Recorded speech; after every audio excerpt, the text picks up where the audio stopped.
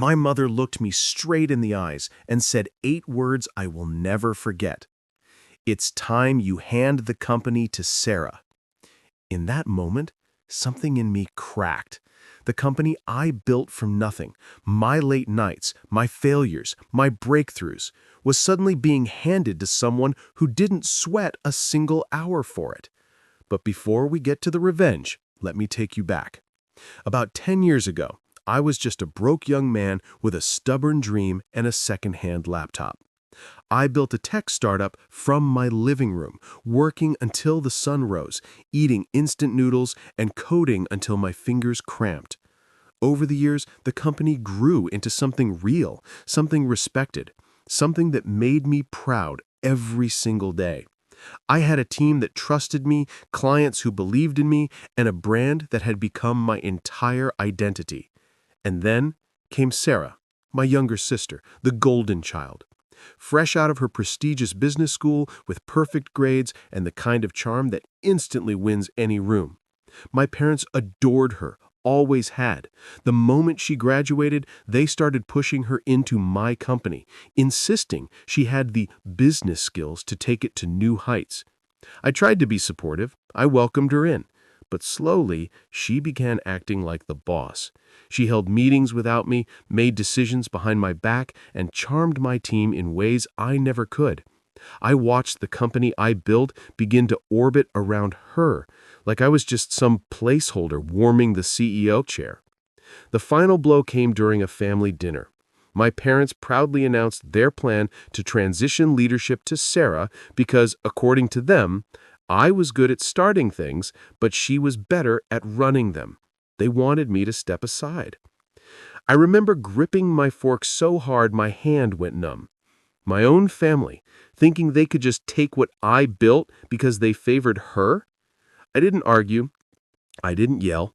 I just smiled and said I would think about it. But inside, something cold and strategic was forming. Revenge. Not loud, not impulsive, precise. Over the next months, I quietly built a new company on the side. Legally, strategically, flawlessly. I transferred proprietary tech that I alone owned. I renewed contracts under the new company, contracts they didn't even know existed. I handpicked the core team, the engineers, the managers, the people loyal to the actual work, not the politics. Every major client followed me without hesitation.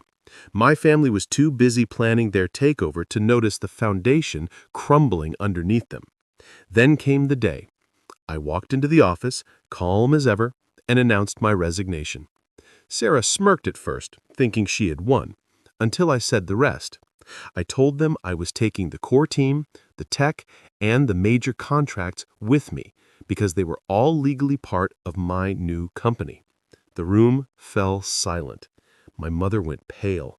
My father looked stunned. Sarah's confidence evaporated. They tried threatening me. They tried guilt. They even tried legal intimidation. But everything was airtight. There was nothing they could do.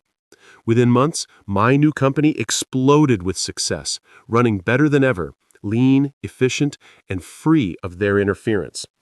Meanwhile, the old company, my family's company, collapsed. No clients, no team, no future. The empire they tried to steal turned to dust in their hands. 1 year later, Sarah called me, sounding broken, asking why I did it. I simply told her, "Because you tried to take what wasn't yours," and I hung up.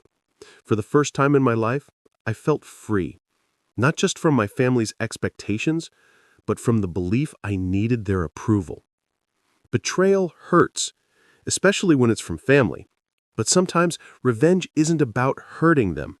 It's about protecting what's yours and proving your worth was never theirs to decide.